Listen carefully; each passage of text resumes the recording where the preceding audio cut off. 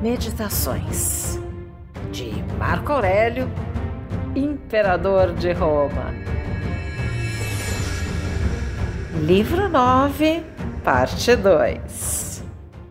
Um princípio vital único é distribuído por todas as criaturas irracionais, e um princípio espiritual único pelas racionais. Tal como uma única terra dá forma a todas as coisas terrenas, e tal como todos nós, que temos olhos e respiramos, vemos a mesma luz e respiramos o mesmo ar. Todas as coisas que partilham o mesmo elemento tendem a procurar os da sua própria espécie. As coisas terrenas são atraídas para a terra. As coisas aquosas fluem umas para as outras. E o mesmo se passa com as coisas etéreas, daí a necessidade das barreiras que as mantém separadas à força.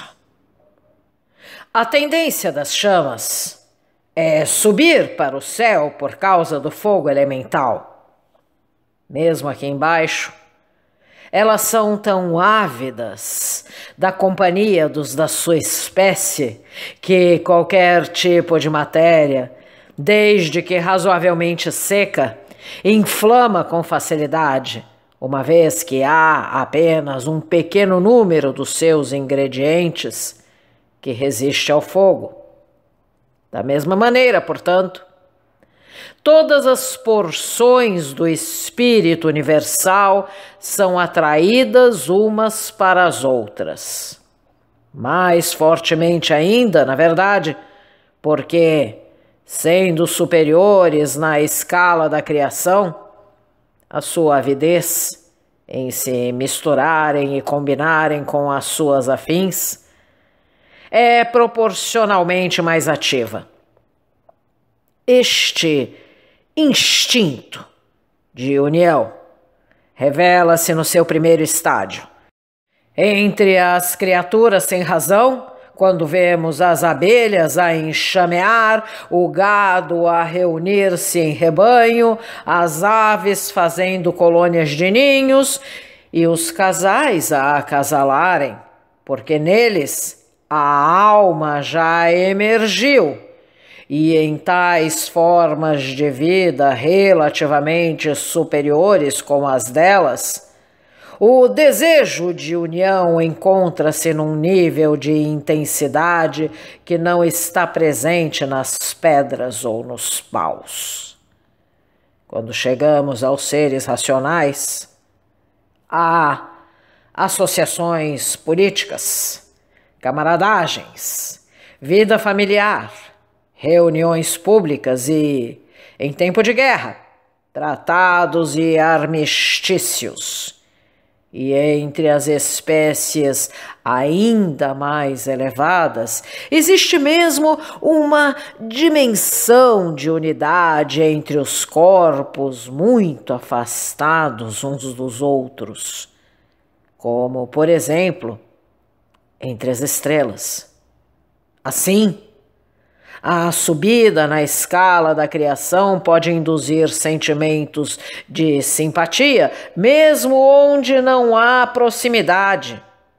Contudo, vê agora o que acontece. Só nós, seres inteligentes, é que esquecemos este ardor mútuo de unidade. Só entre nós não se veem as correntes a converger. Porém, embora o homem possa fugir quando quer, ele é apanhado e fica bem seguro. A natureza é forte demais para ele. Repara bem e verás.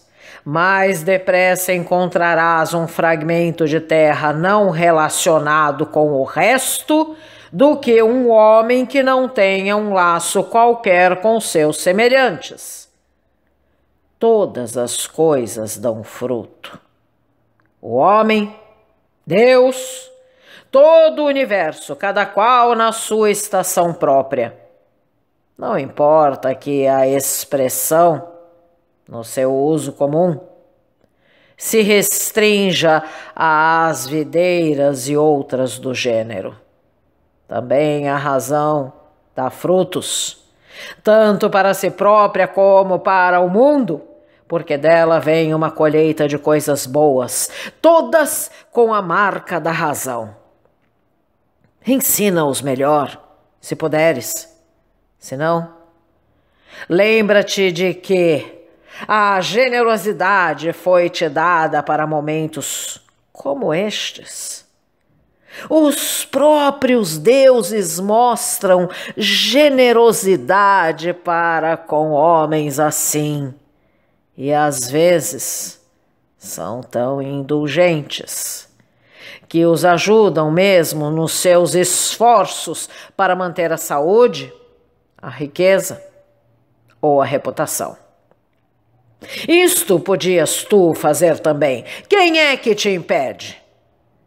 Trabalha muito, tu mesmo, mas não como se estivesses a ser uma vítima e também não com qualquer desejo de simpatia ou admiração. Deseja apenas uma coisa: que tanto as tuas ações como a tua inação sejam dignas de um cidadão dotado de razão. Hoje deixei todas as minhas perplexidades, ou melhor, tirei-as de dentro de mim, porque elas não estavam fora, mas dentro. Elas estavam dentro da minha própria perspectiva. Na experiência, tudo é banal, fugaz na duração, sórdido no conteúdo. Em todos os aspectos, o mesmo que gerações já mortas e enterradas acharam que era. Os fatos estão totalmente fora dos nossos domínios. Eles são o que são, e nada mais. Não sabem nada sobre si próprios, nem formulam juízos sobre si próprios. Então, o que é que faz o julgamento? A nossa própria guia soberana, a razão. Um ser racional e social não é afetado em si mesmo, nem para melhor, nem para pior, pelos seus sentimentos, mas pela sua vontade. Assim como seu comportamento exterior, bom ou mau, é produto da vontade e não dos sentimentos. Para a pedra que se atira, não há mais mal em cair do que em subir ao ar. Penetra bem fundo no mais íntimo dos seus espíritos e verás que tipo de críticos tu temes e em que medida são capazes de se criticar a si próprios. Todas as coisas estão em processo de mudança. Tu próprio estás em incessante transformação e deterioração em algumas das tuas partes. E o mesmo se passa com todo o universo. Deixa ficar as más ações dos outros onde elas estão. Na interrupção de uma atividade, ou na descontinuação e como que morte de um impulso ou de uma opinião, não há mal. Recorda as fases do teu próprio crescimento. Infância, meninice, juventude, velhice, cada mudança, ela própria, uma espécie de morte. E isso foi assim tão assustador? Ou olha para as vidas que viveste com o teu avô e depois com a tua mãe e depois com o teu pai. Registra as numerosas diferenças e mudanças e descontinuações que houve nesses tempos e pergunta-te, foram assim tão assustadoras? Também ou não o são, portanto, a cessação, a interrupção, a mudança da própria vida. O teu espírito, o espírito do universo, o espírito do teu vizinho, dispõe-te a explorá-los todos. O teu próprio, para que possas moldá-lo à justiça. O do universo, para que possas rememorar aquilo de que tu és uma parte. O do teu vizinho, para que possas perceber se ele está informado de ignorância ou de conhecimento, e também para reconheceres que ele está ligado a ti próprio. Como unidade que tu próprio és, tu ajudas a completar o todo social. E da mesma maneira, portanto, todos os teus atos devem contribuir para completar a vida social.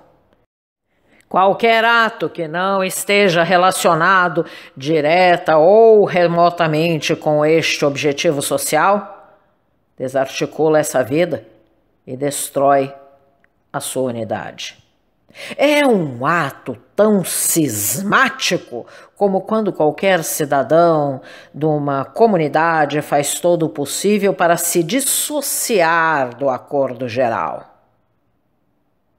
Querelas infantis, jogos infantis, sopros insignificantes que sustentam cadáveres. Ora, os fantasmas de Homero são claramente mais reais. Se você gostou desse áudio, deixe seu like, compartilhe, deixe também seu comentário e se inscreva no canal, ativando o sininho para ser avisado dos próximos vídeos. Um grande abraço e até a próxima!